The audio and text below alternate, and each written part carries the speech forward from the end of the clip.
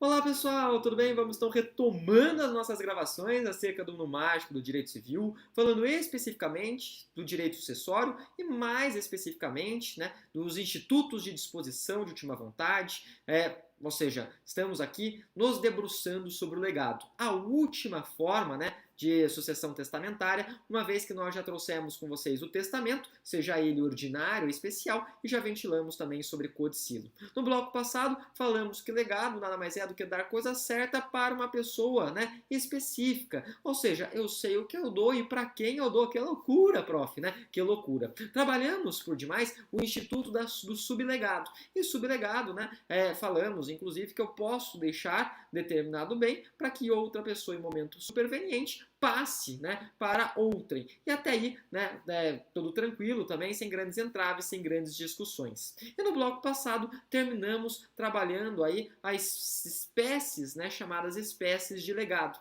Dentro dessas espécies de legado, eu disse para vocês que nós iríamos estudá-las dentro de um critério topológico, dentro de um critério topográfico, ou seja, vamos valorar de acordo com os artigos. No bloco passado, e até vamos dando continuidade, nós paramos no chamado legado de coisa alheia, que eu disse para vocês que nada mais é do que uma putaria. Porque como que eu vou dar uma coisa que não pertence ao meu patrimônio, Como que eu vou deixar para outrem algo que não é meu? Putaria, não faz sentido. Razão pela qual é totalmente ineficaz. Legado de coisa alheia previsto no artigo de número 1912 do nosso Código Civil. De qualquer maneira, dito ele, vamos então a partir desse momento, como diria Teresine, now, fazer o quê? Fazer aí a continuidade das outras espécies de legado. Gente, são muitas outras espécies de legado, mas vamos trabalhá-las todas em sua completude. A próxima que eu quero falar com vocês é o chamado legado de coisa comum,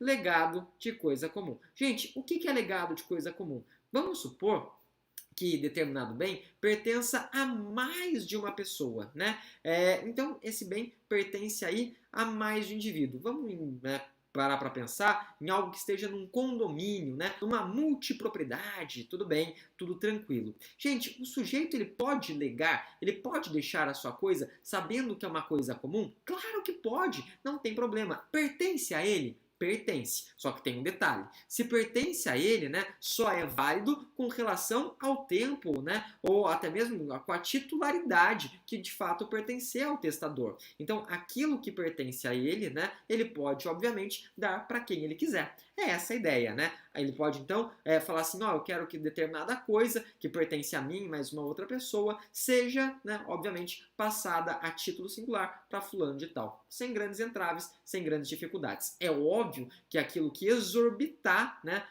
enfim, ou seja, aquilo que ultrapassar aquilo que lhe pertence, será ineficaz, será inválido, como se fosse o chamado legado de coisa alheia. Só tem validade aquilo que pertence ao sujeito que está legando. Tudo bem, tudo tranquilo, com base nisso, vamos ao infinito e além, como diria Buzz Lightyear. Vamos falar do chamado legado de coisa genérica. Gente, coisa genérica, a gente sabe, o seu significado. Significado esse trazido, ventilado dentro do Instituto dos Bens na nossa parte geral do Código Civil. Lembrem-se que a parte geral do Direito Civil se desmembra em três partes. Por que três? Porque três é mágico, Eles vão falar, obviamente, das pessoas, Dentro de pessoas a gente discute personalidade da pessoa física e jurídica. Falamos do objeto. Dentro de objeto, trazemos as classificações dos bens, lembrando que esses bens podem ser considerados em si mesmos, reciprocamente considerados, e aqueles conceitos de bens públicos. E, derradeiramente, do vínculo que conecta as pessoas aos objetos. Qual que é o vínculo? O negócio jurídico.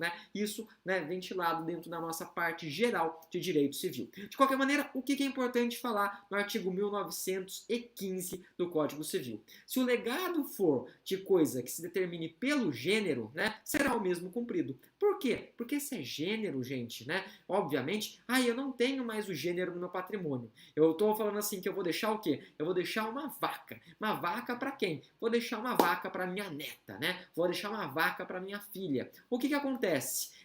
Antes de eu morrer, eu já não tenho mais essa vaca. Eu singularizei a vaca, Eu tornei aquela vaca, que era uma vaca fungível, para uma vaca infungível, Não. Se eu não singularizei, não importa, Não importa por quê? Porque mesmo que essa coisa já não exista mais, entre os bens deixados pelo testador, ela terá que ser cumprida. Vão ter que dar uma vaca para minha filha, vão ter que dar uma vaca para minha neta. A partir do momento que eu tiro dessa ideia de genérica, dessa ideia de ordinária, dessa ideia de comum, eu torno um bem infungível, daí não tem mais como, tá certo? Porque daí eu estou falando de uma coisa certa que, né, para uma pessoa específica. Exemplo, vou dar o boi bandido, né? Boi bandido da novela América, que morreu, diga-se de passagem, caiu um raio, né, aí no pasto, o boi bandido não estava, né, sobre o seguro, o boi bandido morreu. Na época ele valia 1 milhão, né, se eu não me engano, e 300 mil reais, né? Caraca, prof, exatamente. O boi bandido morreu. Meu, mas era o boi dos bois, né? Por que você está falando disso? Porque vamos supor, né, que eu falo assim, ó, vou dar o boi bandido para fulano de tal. Meu,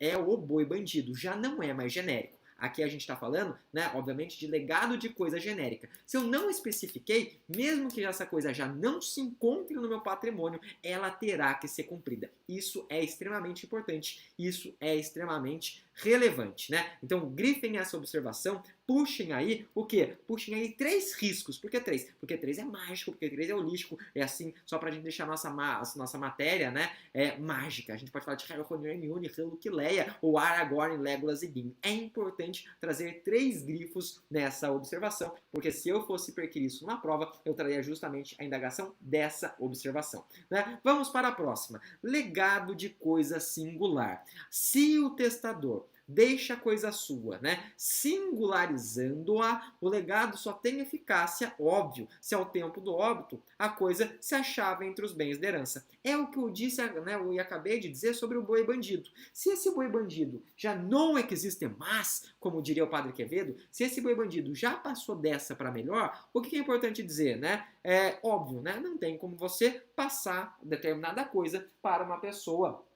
específica, né? Não há mais essa possibilidade. Mas temos uma observação aqui.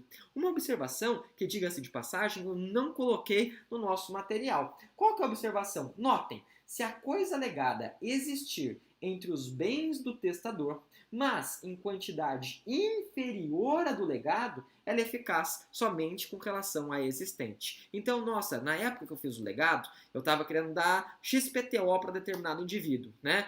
Hoje eu tenho menos 3 XPTO, né? Em outras palavras, eu tenho menos do que eu queria disponibilizar. Se eu tenho menos, esse menos vai ser distribuído, né? Aí não tem nenhum entrave, não tem nenhuma discussão. Essa observação é uma observação bastante salutar. Gente, eu quero dar continuidade aí para, obviamente, trabalhar as outras espécies de legado. Então, eu vou passar adiante para a gente continuar falando delas. Quero trabalhar outras 4 espécies de legado, né? Então, estou aqui modificando os nossos slides e vamos dar continuidade, né? Legado de coisa localizada. Vou tirar minha cara, por quê? Porque é a minha cara que está tampando o que está escrito, mas é muito tranquilo. Legado de coisa localizada. Gente, vamos supor, né, que eu decida dar alguma coisa para alguém que está em um local determinado. Eu viro e falo assim, ó, deixa eu voltar. Olha, eu quero dar o quê?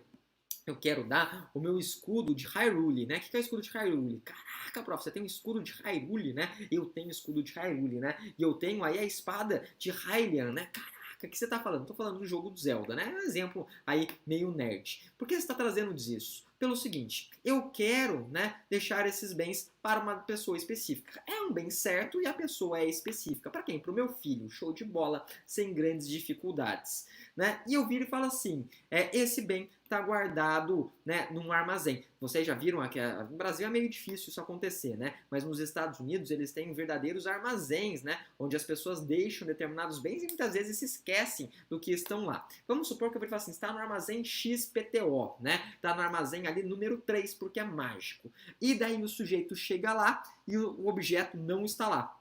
Gente, se o objeto não está lá, né, esse legado perde eficácia, porque é um legado de coisa localizada. Eu tenho que saber o que eu dou e para quem eu dou, né? Olha que loucura, né? Eu tenho que saber, gente. Eu tenho que ter essa precisa cognição, esse preciso conhecimento. Se não está lá, perdeu. Aí já era, como diria Charlie Brown. Aí já era, como diria Jorge Mateus. Só que tem um adendo. Qual que é o adendo? Vamos supor que meu filho, né, tem uma irmã, então eu tenho uma filha também, né? E a minha filha ficou meio pistola, ficou puta da vida, né? No momento que ela descobriu que eu tava deixando uma coisa específica para ele. E ela faz o quê? Ela retira transitoriamente o escudo e a espada de dentro do armazém. Caraca, putaria, putaria. E qual que é o detalhe? O detalhe é o seguinte: se foi retirado de forma transitória, né? Obviamente, esse legado ele tem eficácia.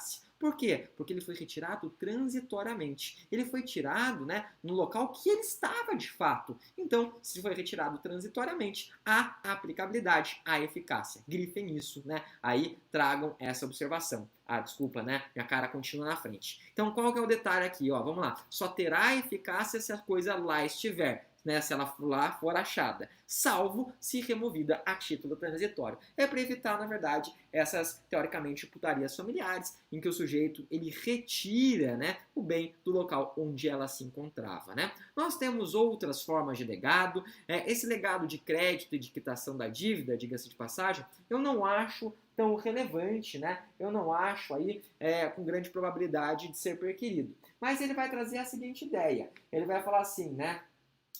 Que esse legado ele tem eficácia somente até a importância dessa, tá certo? Então eu estou passando um crédito, eu estou passando, né, aí um determinado valor para o sujeito. Então esse valor, né, ele vai, obviamente, ser transferido até a importância do crédito que o sujeito tem a receber, né? Lembrando-se sempre o quê? Até a importância dessa ao tempo da morte do testador. Esse ao tempo da morte do testador é informação aqui extremamente relevante. Por demais, é possível testar alimentos? É possível testar alimentos. Quando eu falo de alimentos, né, diga-se de passagem, alimentos esses previstos no artigo 1684 e seguintes do Código Civil, salvo engano, ou 1694, agora não lembro de cabeça, acho que é 1694 e seguintes, vai do 1694, acho que até o 1710, né, porque o 1711 começa bem de família. Por que você está falando disso? Pelo seguinte, o que é alimento? Alimento, né, são aqueles direitos mínimos para que o indivíduo ele tenha um mínimo existencial, né, para que ele tenha, na verdade, aí uma dignidade humana. Então, os alimentos eles estão atrelados a dois fundamentos da Constituição. Quais fundamentos? Dignidade humana, artigo 1º, inciso 3º da nossa Bíblia Política, e a ideia de solidariedade, né? Solidariedade, artigo 3º, inciso 1º, um objeto, né? Função social, né? Tá lá esculpido, tá lá pontuado. De qualquer maneira, por que você está falando disso, prof? Porque alimentos não são só comida. Alimentos, né, são, ou seja, a gente não quer só comida, a gente quer comida, diversão e arte. Então, alimentos abarcam, né, comida, abarcam saúde, abarcam educação, abarcam lazer. Alimentos é muito mais abrangente. Você pode dar, né, um legado relacionado a alimentos? Pode. É essa a previsão, né, existente justamente aqui no artigo 1920. Ou seja, esse legado, ele abrange o sustento, ele abrange a cura, ele abrange o vestuário, até porque, só lembrando, ninguém quer andar pelado, nu, com a mão no bolso, nu, né? Lembrei dessa música, show de bola? Então, em outras palavras, abarca tudo aquilo que diz respeito a uma dignidade mínima, né? Sem grandes entraves. Só que tem um detalhe, só vai abarcar a educação se a gente estiver deixando um legado para uma pessoa menor, né? Se for sujeito maior, não abarcaria a educação. Esse legado de alimentos está previsto, está pontuado no artigo 1920. Para terminar, pelo menos esse nosso bloco, quero falar aqui com vocês do chamado legado de usufruto. Legado de usufruto, prof. Exatamente. Não sei se vocês se recordam, mas para o sujeito ter a propriedade, ele precisa daqueles requisitos, né? Gozar, reivindicar, usar e dispor. O usufruto, né? Ou seja, ele traz tão somente algumas dessas propriedades aí, né? Algumas desses requisitos, né? Dessas características da propriedade, né? Algumas dessas propriedades da propriedade ia ficar meio estranho, né? Ia ficar uma sentença aí meio esdrúxula, tá? Mas eu posso legar um usufruto? Claro que posso, só que tem um detalhe. E esse detalhe é extremamente importante, esse detalhe é extremamente relevante, que é o seguinte: se esse, né, usufruto, se esse legado, né, ele não trouxer em seu corpo, no testamento, um tempo pré-estipulado, vai entender que o usufruto ele vai ser um usufruto vitalício. Ou seja, o sujeito só perde, né, esse bem no momento em que ele também, né, a criatura, conhecer o Criador, for ver a grama nascer por baixo e vestir o paletó de madeira. Gente, dito isso, né, deixo para vocês como sempre, desde já, um forte abraço e excelentes estudos. Até mais, gente. Tchau, tchau.